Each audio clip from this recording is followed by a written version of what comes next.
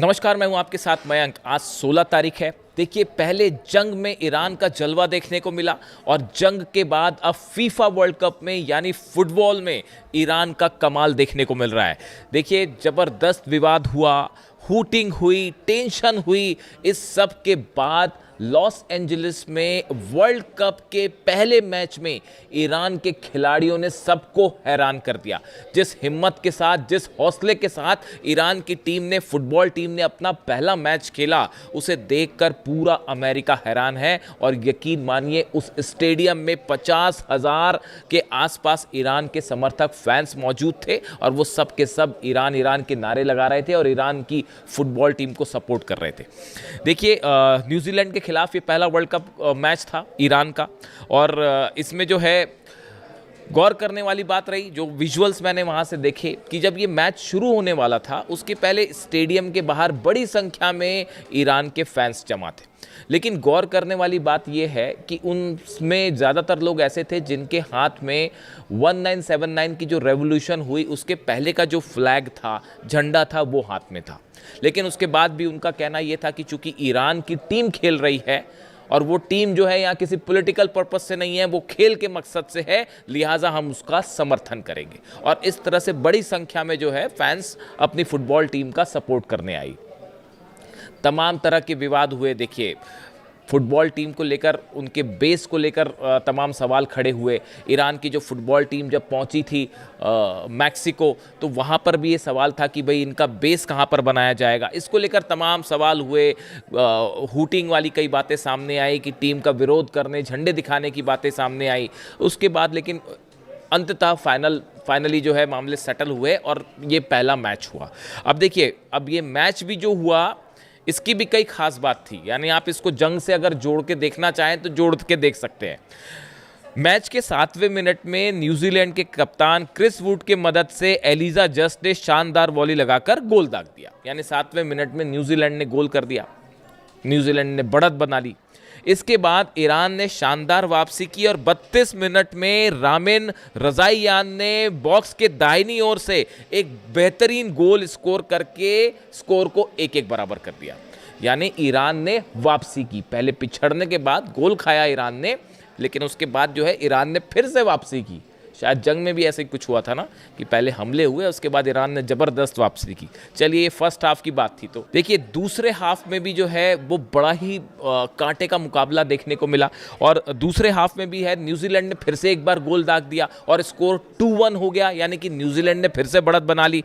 लेकिन 64वें मिनट में एक बार फिर कमबैक करते हुए मोहम्मद मेहबी जो है खिलाड़ी ईरान के, इन्होंने गोल दागा और मुकाबला 2-2 से बराबर हो गया। देखिए, ये मैच ड्रॉ हुआ, ईरान जीता नहीं, मैच ड्रॉ हुआ। लेकिन पूरे मैच के दौरान ईरान के जो प्लेयर्स खेल रहे थे फुटबॉल के, उनकी बॉडी लैंग्वेज बहुत पॉजिटिव थी। वो उत्साह से भरे हुए थे और उन्होंने अपने, देखिए, इतने तमाम जंग के बीच बड़े ही हौसले के साथ ईरान की टीम अमेरिका में वर्ल्ड कप खेल रही है। देखिए, लॉस एंजलिस में ये मैच हो रहा था और आप देख ही रहे हैं कि अमेरिका और ईरान के बीच इस समय हालात कैसे हैं। उसके बावजूद ईरान की टीम ने ज़बरदस्त हौसला दिखाया और कॉन्फिडेंस दिखाते हुए बड़ी अच्छी पॉजिटिव बॉडी लैंग्वेज के साथ सब प्लेयर्स ने इस मैच को खेला। और हालांकि देखिए, मैच ड्रॉ हुआ, लेकिन उसके बाद जिस तरह का सपोर्ट देखने को मिला ईरान की टीम को, 50,000 के आसपास सपोर्टर्स थे टीम में, ईरान के स्टेडियम में जो सपोर्ट कर रहे थे। और उसके बाद जो है जब मैच खत्म हुआ तो ईरान के जो प्लेयर्स थे उन्होंने पूरे स्टेडियम का चक्कर लगाया और तालियां बजाकर जो सपोर्ट करने आए थे लोग, उनका धन्यवाद भी किया।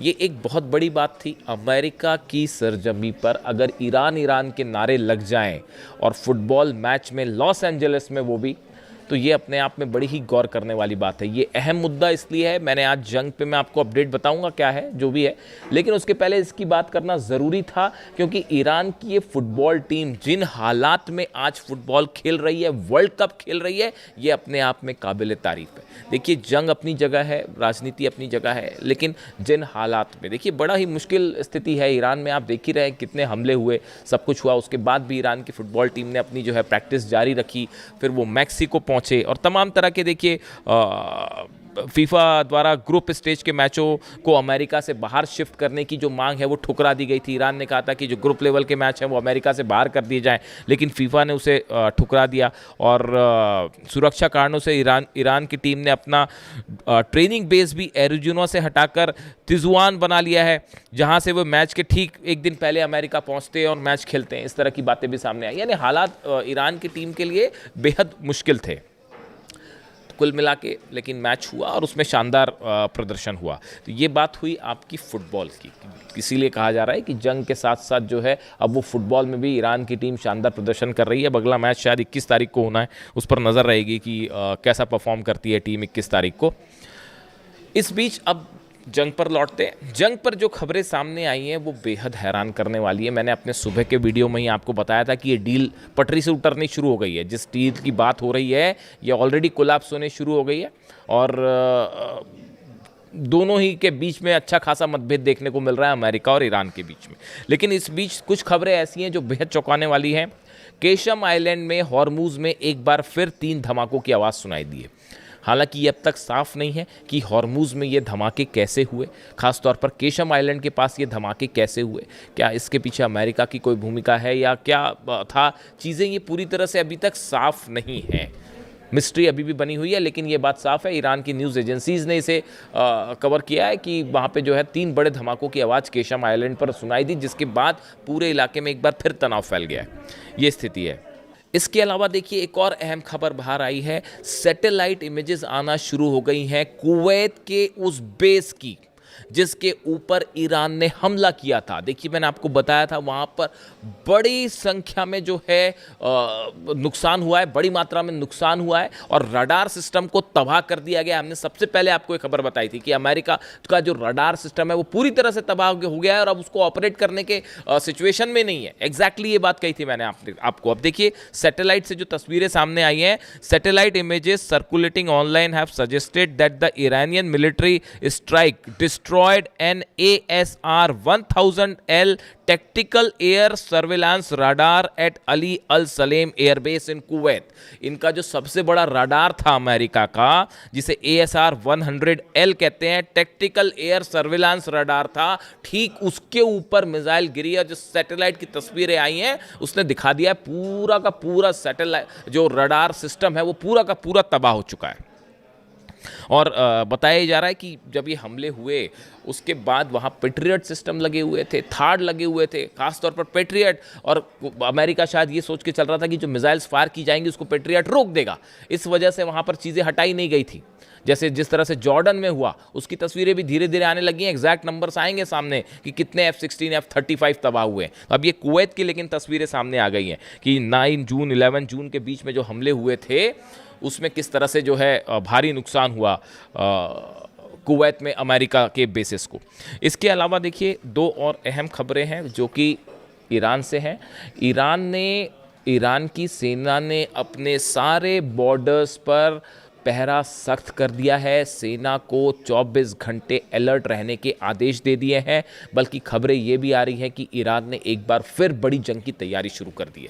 देखिए एक तरफ तो डील की बात हो रही है, MOU साइन करने की बातें हो रही है, इलेक्ट्रॉनिकली उसको साइन भी हो गया, इस तरह की बातें आ रही हैं। फिजिकली जो है फ्राइडे को साइन होना है, लेकिन उसके पहले 3-4 मुद्दों को लेकर बड़ा मतभेद दिखाई देने लग गया है डोनाल्ड ट्रंप और ईरान के बीच में। इसको लेकर अगले वीडियो में एक बड़ा खुलासा करूंगा मैं, लेकिन अभी जो हालात ये हैं इसके मुताबिक ईरान ने एक बार फिर जंग की तैयारी शुरू कर दी है और ये कहा गया है ईरान की सेना को कि किसी भी तरह के हमले का जवाब देने के लिए तैयार रहिए। यानी हालात ये हैं कि कहाँ तो डील वाली बात है, MOU की बात है, लेकिन इसी बीच में हालात ऐसे भी हो सकते हैं कि फ्राइडे को जो है MOU साइन होने की बजाय जो है वो जंग की शुरुआत हो जाए फिर से।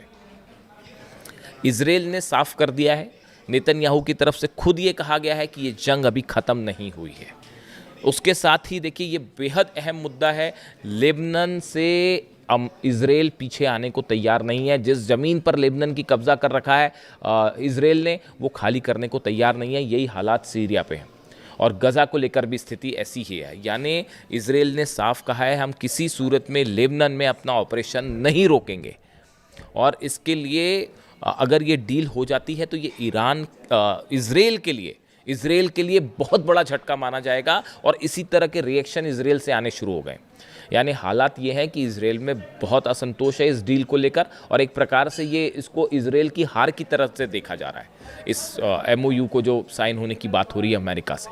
इसीलिए ये बताया जा रहा है इजराइल में लगातार बैठकों का दौर जारी है, मोसाद इन्वॉल्व है, सिक्योरिटी एजेंसीज इन्वॉल्व हैं, उसमें जो है नेतन्याहू शामिल हैं और हो सकता है कि जल्दी ये G7 की बैठक खत्म होने के बाद आपको एक बार फिर बड़ा एक्शन देखने को मिल जाए ईरान और इजराइल के बीच। यानी अब मामला जो है वो अमेरिका से हट के ईरान और इजराइल के बीच 1-to-1 होने की संभावनाएं जताई जा रही है, आशंकाएं जताई जा रही हैं कि अगर लेबनान में ऑपरेशन जारी रहता है इजराइल का, यानी ईरान की तरफ से हमला तय है। देखिए पिछली बार जब बेरूत पर हमला किया था इजराइल ने, उस समय ईरान की तरफ से रिटेलिएशन होना तय था। ईरान ने रात के समय मिसाइल्स तान दी थी, बस बटन दबाने की देर थी। लेकिन अमेरिका समेत तमाम अरब देशों ने ईरान से रिक्वेस्ट की कि अभी डील हो सकती है, MOU साइन हो सकता है, MOU पर सहमति बन सकती है, ऐसे समय पर आप इजराइल पर हमला ना करें। सिर्फ ये वजह थी ईरान रुका, वरना एक बड़ी स्ट्राइक इजराइल में तय थी। पूरे रात 2 दिन पहले इजराइल में सायरन बजते रहे। ये हकीकत जो है वो सब जानते हैं। ऐसे हालात में जहां एक तरफ डील की बात हो रही है, लेकिन उसके बीच में बड़ा ज़बरदस्त तनाव देखने को मिल रहा है, चाहे हॉर्मुज़ में है। और देखिए हॉर्मुज़ में तो जो सर्विस टैक्स लेने की बात है, इसको लेकर अमेरिका और ईरान फिर आमने सामने हो गया है। ईरान की तरफ से ये कहा गया है कि हॉर्मुज़ जैसे ही खुलेगा तो यहाँ पर एक सर्विस टैक्स लिया जाएगा। ये वहाँ से गुजरने की जहाज़ों को गुजरने के लिए किसी तरह का टैक्स नहीं होगा। ईरान का कहना है कि जो ये टैक्स वाली बात है, ये टैक्स जो है एनवायरमेंटल प्रोटेक्शन के लिए होगा, नेविगेशन किसी तरह से, मतलब वहाँ पर जहाज़ों को गुजरने के लिए परमिशन के लिए टैक्स नहीं लिया जाएगा। ईरान का कहना है एनवायरमेंटल प्रोटेक्शन के लिए, इंश्योरेंस सर्विस के लिए इस तरह का जो है एक टैक्स वहाँ पर दिया जाएगा। इसको लेकर ईरान और अमेरिका के दोनों के दावे अलग अलग। अमेरिका ये कह रहा है कि वहाँ किसी तरह का कोई जो है टैक्स जो है ईरान की तरफ से नहीं लिया जाएगा, लेकिन ईरान ने बात साफ की कि वहाँ एक सर्विस टैक्स होगा, जो जहाज़ गुजरेंगे उनके इंश्योरेंस के लिए, एनवायरमेंटल इश्यूज़ के चलते वहाँ पे जो है टैक्स लिया जाएगा। यानी इस मुद्दे पर भी दोनों देशों के बीच साफ मतभेद है। तो फ्रांस की भी एंट्री हुई है, फ्रांस ने भी कहा है कि हम किसी तरह का टैक्स मंजूर नहीं होगा। यानी कुल मिला के इस डील में कुछ भी साफ नहीं है, A से Z तक कुछ भी साफ नहीं है। और अगले 2 दिन, देखिए फ्राइडे करीब आने वाला है, और अगले 2 दिन में, बल्कि 24 घंटे में ही आप देखिए कल तक शायद ये बात साफ हो जाएगी कि ये डील साइन आगे हो पाएगी या नहीं हो पाएगी। इस बीच में ईरान में ज़बरदस्त असंतोष देखने को मिल रहा है। वहाँ के लोग इस बात से कतई जो है वो सहमत नहीं है कि ये डील साइन की जाए, किसी भी तरह की डील साइन हो। तो ये गुस्सा तो ईरान में देखने को मिल रहा है। खैर, हमने शुरुआत की थी आज फुटबॉल से। फुटबॉल में जिस तरह से ईरान के खिलाड़ियों ने हौसला दिखाया वो काबिल तारीफ़ है। इसीलिए कहा जा रहा है कि पहले जंग और अब फीफा वर्ल्ड कप, दोनों में दिखाई दे रहा है ईरान का जलवा। और इसी के साथ ही एक अहम खबर जो लॉस एंजलिस के बेस से ही आई कि अमेरिकी वायुसेना का B-2 बॉम्बर जो ईरान में हमले कर रहा था, उसी तरह का एक B-2 बॉम्बर जो है वो क्रैश हो गया, जिसमें 8 लोगों की मौत हो गई है। ये कैलिफोर्निया स्थित एडवर्ड्स एयरफोर्स बेस पर हुआ। अमेरिकी सेना का बड़ा ऑपरेशन सेंटर माना जाता है ये। लॉस एंजलिस से 95 किलोमीटर उत्तर में स्थित है। यहाँ पर एक B-52 बॉम्बर्स ने टेक ऑफ किया और टेक ऑफ करने की कुछ ही देर बाद ये क्रैश हो गया। इसकी तस्वीरें जो हैं सोशल मीडिया पर सब तरफ छाई हुई है। देखिए, अब ये B-2 बॉम्बर जो है ये अचानक क्रैश हो जाना अपने आप में बड़े सवाल खड़े कर रहा है। हालांकि क्रैश तो बहुत कुछ हुआ, 42 प्लेन भी गिर गए, F-35 भी गिर गया, F-16 भी गिर गया, उसको भी नहीं बचा पाए। पैट्रियट मिसाइल्स धरी की धरी रह गई। लेकिन ये B-52 बॉम्बर जिस तरह से क्रैश हुआ है, ये टेक्नोलॉजी पर सवाल उठाता है। तो अब इसको लेकर भी जो है इन्वेस्टिगेशन चल रहा है कि आखिर ये कैसे गिर गया। तो इस बीच अब खबरें लॉस एंजलिस से लेकर तेहरान तक, ईरान का ही ईरान है, ईरान ही ईरान है, इस तरह की खबरें सोशल मीडिया पे हैं। वीडियो कैसा लगा कमेंट करके ज़रूर बताइए। अगले वीडियो में सुबह एक बड़ा खुलासा। Thank you so much.